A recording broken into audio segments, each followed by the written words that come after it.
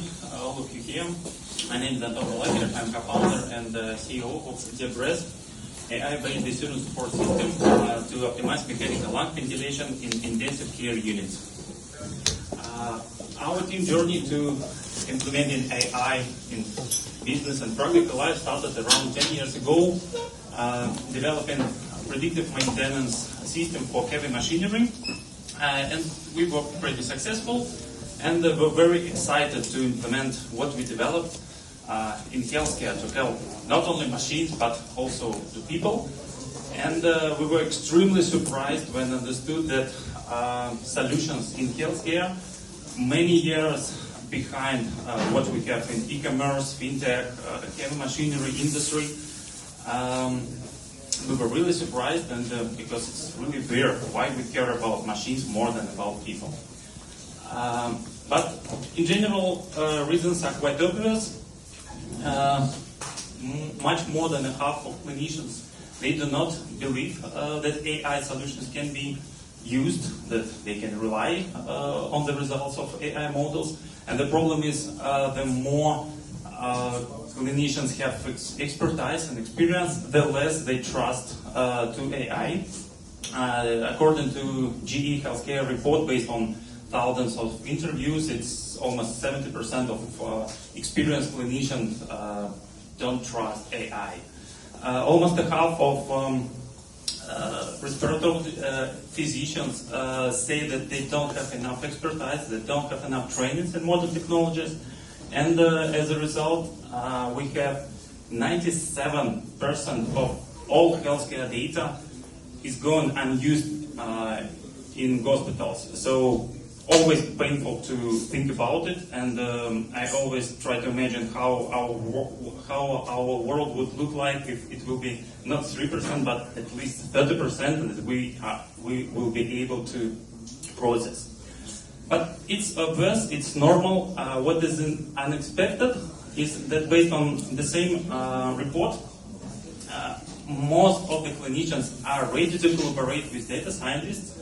They think and they agree that joint solutions will be more advanced and will be beneficial for them, make their life easier, will take their current tasks, will improve their performance, and it will improve population health. So they're ready to collaborate, ready to use advanced technologies.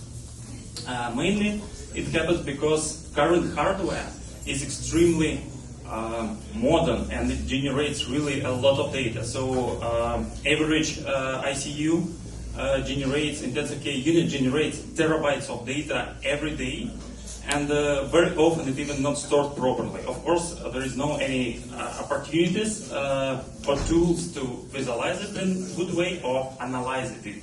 And the decision-making process is the same like it was 20 years ago, 30 years ago, so everything is made by neural network, by clinicians.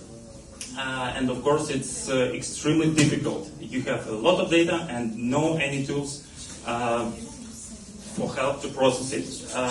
In no any industry, we don't have such situation when you have data and you don't have tools to process it well. When it goes to research, everything becomes even worse. So you have data about hundreds of patients, you have very detailed data from many sources, many sensors, and very limited time to process it. And what we see in our practice, usually researchers, so it's the same like data scientists will perform surgery between writing Python code, so it's nonsense and it's really weird.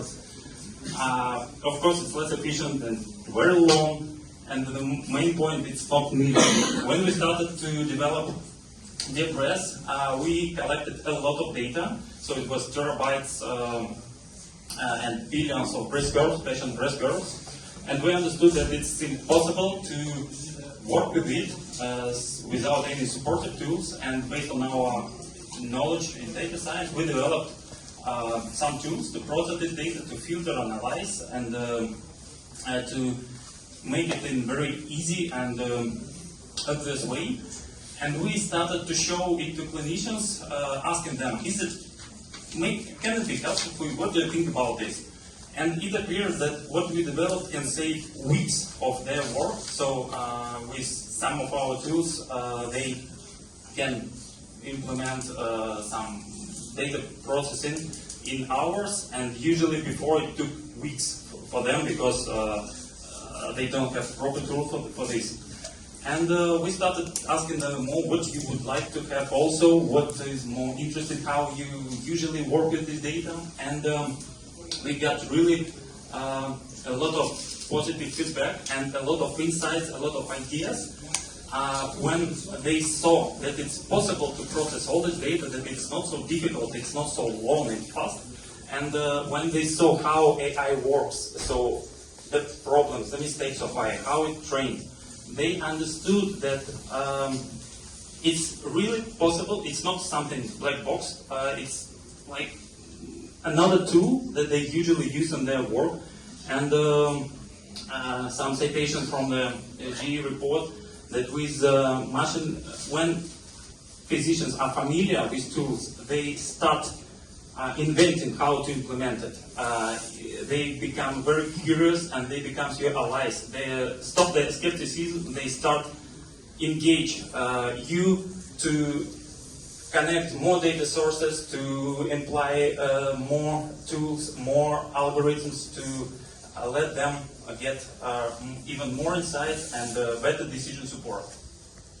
It wasn't easy for us because it took really a lot of time. Clinicians don't have many time, and because they have to implement administrative work, they have to teach students, they need to treat patients, etc. So it's really very time consuming. It's difficult to find time to show them something. You have to be very agile, because if you ask them, what would you like to have, and they say, we would like this feature, and you have to deliver it any way that will entrust you them.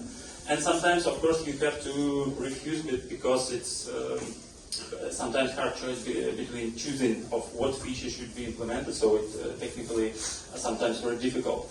But it's great benefit from there. So you have very fast feedback from not only from internal medical expertise, but all over the world. And this feedback is very diverse. So what we were surprised, feedback or way how clinicians work in different countries and even in different hospitals is very different. They are interested in different topics, and they need different tools. So validation of your hypothesis becomes very fast. You get trust, and very important that you get co-creation, because not only you suggest how it will work, but also clinicians start offer you ideas, insights, suggestions, and it's really very efficient and a very creative way of doing a product. I'll be happy to show how it really works.